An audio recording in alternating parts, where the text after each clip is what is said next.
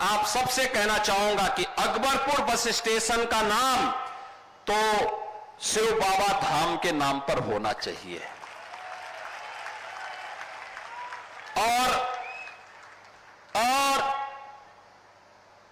हम लोग Tanda bus station का नामकरण स्वर्गीय जयराम वर्मा बस स्टेशन के नाम पर करेंगे।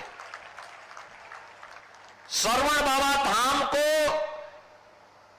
हम लोग श्रवण धाम को एक अच्छे विरासत के विकास के साथ जोड़ने का काम करेंगे। याद करिए, रामायण काल के पूर्व का एक धाम है, मातृ पितृ भक्ति का एक धाम है और यहां पे पांडे जी ने तहसील भीटी में एक अग्निशमन केंद्र और फायर ब्रिगेड की यूनिट के लिए भी मांग की है।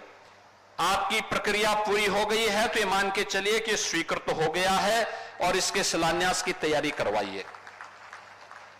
आपने नगर पंचायतों की मांग की है, ये सभी यहां की पूरी व्यवस्था का सभी औपचारिकताओं को पूर्ण करके भेज देंगे तो अब ये प्रक्रिया प्रारंभ हो चुकी है। 20 से 25 हजार की आबादी की जो ग्राम पंचायतें हैं, नगर निकाय हैं या जो बाजार हैं, अगल बगल के क्षेत्रों को लेकर के उनको नगर पंचायत बनाया जा सकता है, बशर्ते वे लोग उस मानक को पूरा करते होंगे तो। और इसको हम लोग आगे बढ़ाने का काम करेंगे। बहनों और भाइयों, विकास की इस प्रक्रिया में हमें आगे बढ़ना है। कुछ लोग हैं जिन्हें विकास अच्छा नहीं लगता, उनके लिए उनका परिवार का विकास ही सब कुछ होता है।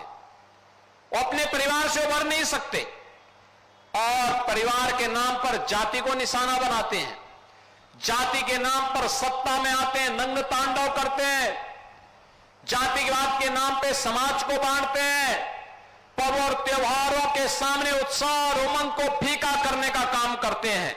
हमें ऐसे लोगों को बेनकाब करना है और उन लोगों को विरासत और विकास की इस ताकत का एहसास कराना होगा जो डबल इंजन की सरकार, भारतीय जनता पार्टी की सरकार पिछले 8 वर्ष के अंदर उत्तर प्रदेश के अंदर करा रही है। बहनों और भाइयों, एक गरीब को न्याय मिले, एक कमजोर को न्याय मिले, हर बेटी सुरक्षित हो, हर व्यापारी सुरक्षित हो, हर नागरिक के सामने सुरक्षा का कोई संकट खड़ा ना हो।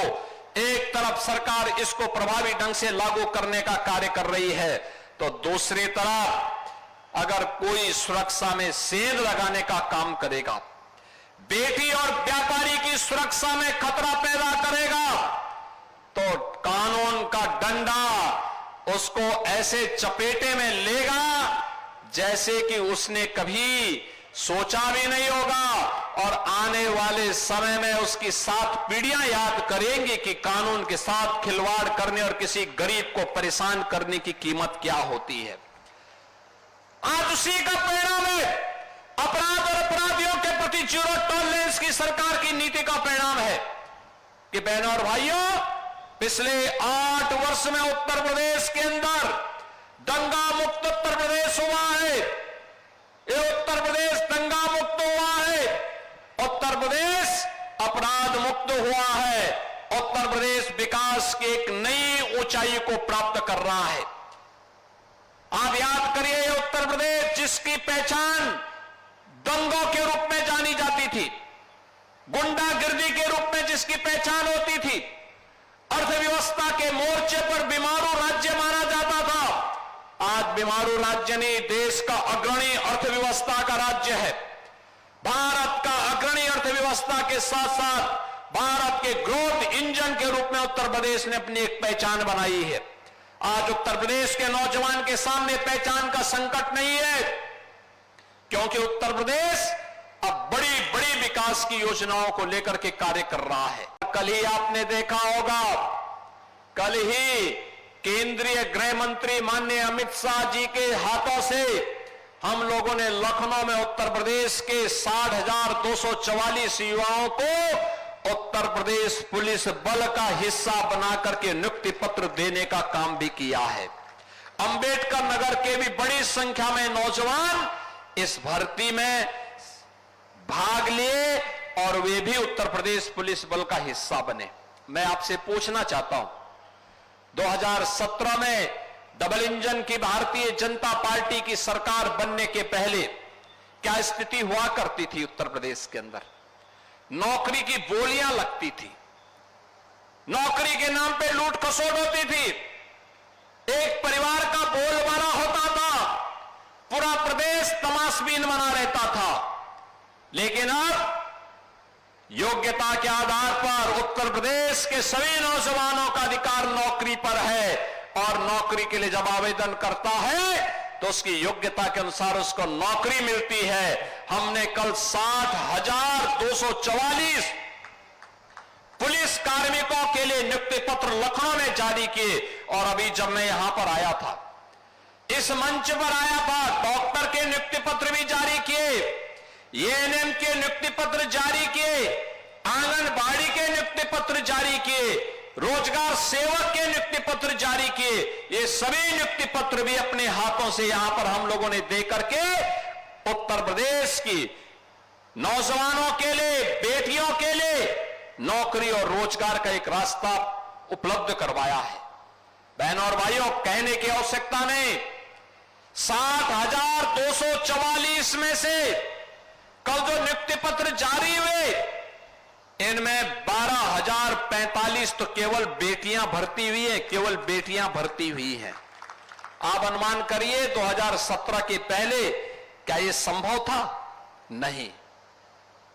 आज हम एक नए भारत में रह रहे हैं। प्रधानमंत्री मोदी जी के नेतृत्व में नया भारत विकास भी करता है तो विरासत पर गौरव की अनुभूति भी करता है। जो विकास की योजनाएं यहां के लिए दी हैं, इसमें लोक निर्माण विभाग की सड़कों से जुड़े हुए 14 परियोजनाएं हैं। जल जीवन मिशन के माध्यम से हर घर नल की योजना की 72 परियोजनाएं हैं। विद्युत विभाग की यहां पर 4 परियोजनाएं हैं और सुरक्षा के लिए, पुलिस के अवस्थापना सुविधाओं के लिए हॉस्टल, बैरक, विवेचना कक्ष, इसकी 6 परियोजनाएं हैं। यहां पे छत्रपति साहूजी महाराज राजकीय पॉलिटेक्निक में एआईसीटी मानक के अनुरूप कुछ विकास के कार्य किए गए हैं, उन परियोजनाओं के लिए हैं। 2100 नवीन राजकीय नलकूप के निर्माण के अंतर्गत 13 नलकूप की परियोजनाओं के लिए धनराशि है और राजकीय नर्सरी सीएमई करीरात और राजकीय नर्सरी अकबरपुर के पुनरुद्धार की भी योजना है। तो मुख्यमंत्री नगर सृजन योजना के अंतर्गत नवसृजित नगर पंचायत राजेश सुल्तानपुर में एक मुख्यमंत्री कल्याण मंडपम के निर्माण के कार्य को भी आज हमने यहां पे लोकार्पण का कार्य यहां के माध्यम से किया है। शिलान्यास के लिए विद्युत विभाग की योजनाएं, लोक निर्माण विभाग की 70 परियोजनाएं, राजकीय मेडिकल कॉलेज अंबेडकर नगर में 50 बेड्स का क्रिटिकल केयर सेंटर और एक ग्रामीण स्टेडियम किशुनपुर कबीरहा में यहां पर एक ग्रामीण स्टेडियम के निर्माण का शिलान्यास भी है। राजकीय आईटीआई जहांगीरगंज में आधुनिक कार्यशाला के लिए 16 राजकीय नलकूप में की स्थापना के लिए ग्राम्य विकास की योजना के अंतर्गत विकास खंड कटेरी के पूर्व आवासों के निर्माण के लिए भी धनराशि उपलब्ध करवाई जा रही है। बहनों और भाइयों, आपने देखा होगा पॉलिटेक्निक के लिए भी है, आईटीआई के लिए भी है, मेडिकल कॉलेज के लिए भी है, पेयजल के लिए भी है, सड़क के लिए भी है, पर्यटन विकास के लिए भी है।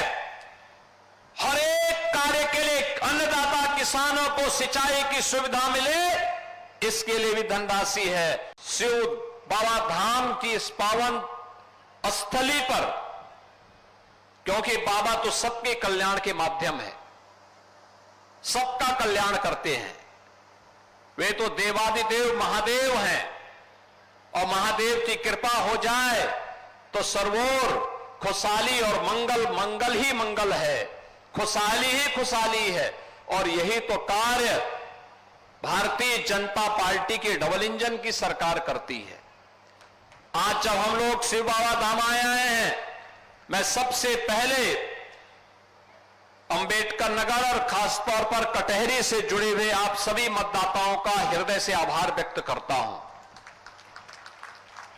आभार इसलिए कि आपने श्री धर्मराज निषाद जी को विधायक चुनकर के भेजा है, और विधायक चुनकर के भेजा है तो एक निषाद परिवार का गरीब व्यक्ति जो वर्षों से काम कर रहा था, भारतीय जनता पार्टी के मंच से रहकर के काम कर रहा था, आज विधायक बना है, तो उसके बदले में जनपद अंबेडकर नगर को 1184 करोड़ रुपए की योजनाओं का उपहार भी देने के लिए मैं स्वयं आपके पास आया हूं।